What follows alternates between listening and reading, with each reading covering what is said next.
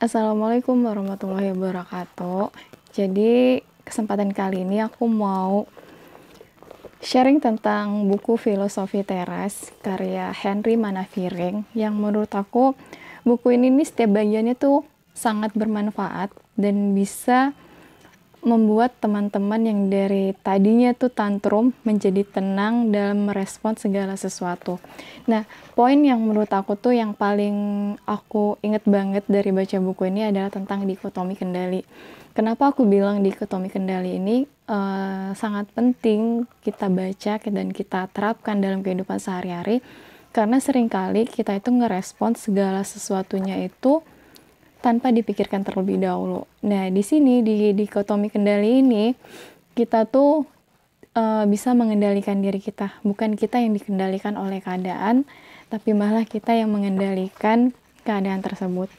Nah, di halaman 39 ada kata-kata dari Epictetus, seorang filsuf Stoik, yang bunyinya gini ya. Ada hal-hal yang berada di bawah kendali kita dan ada hal-hal tidak berada di bawah kendali kita, tidak tergantung pada kita.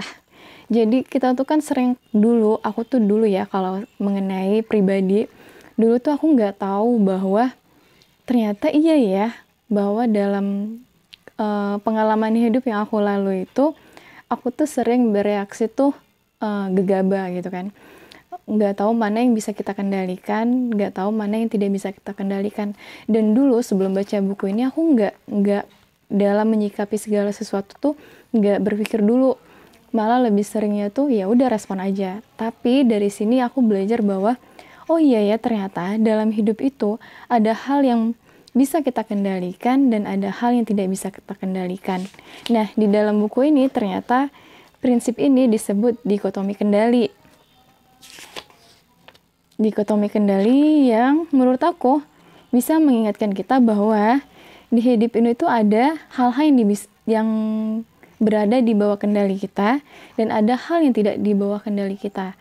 Nah, seringkali kita terkecoh akan hal ini.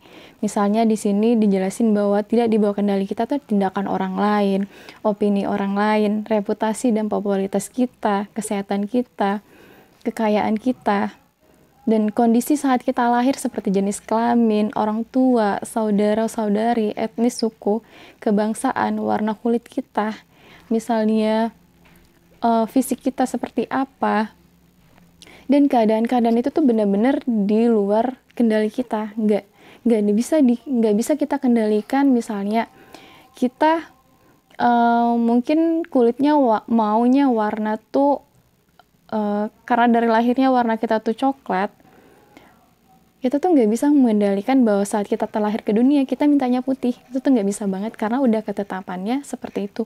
Dan itu tuh benar-benar di bawah kendali kita.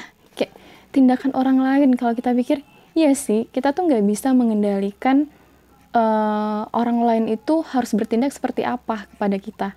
Dan itu memang kalaupun kita memaksakan itu bakal capek banget. Karena kenapa? Karena kita nggak bisa ngendaliin tindakan orang lain ataupun opini orang lain. Misalnya kita inginnya oh opini mereka tuh baik tuh kepada kita, tapi ternyata kita temui ada juga yang nggak baik sama kita.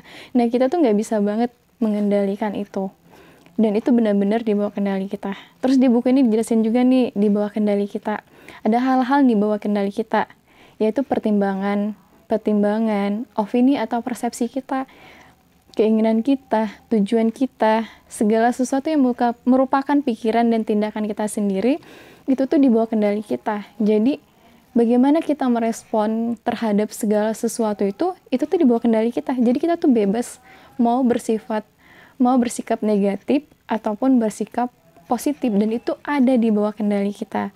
Tujuan kita mau kemana, yaitu di bawah kendali kita. Dan ternyata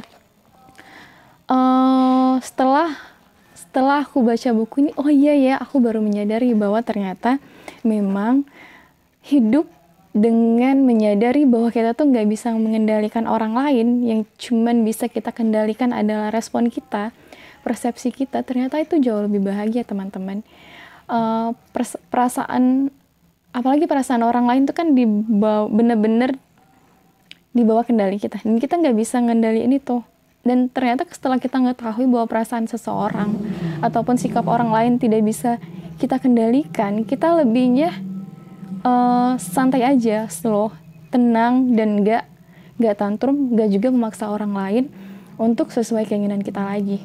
Ini yang aku pahami dari buku ini, yang aku rasain efeknya dalam kehidupan aku, bahwa menerapkan dikotomi kendali dalam kehidupan itu sangat-sangat mempengaruhi banget dalam hidup aku. Dari buku ini, Filosofi Teras. Menurut aku teman-teman harus baca ini.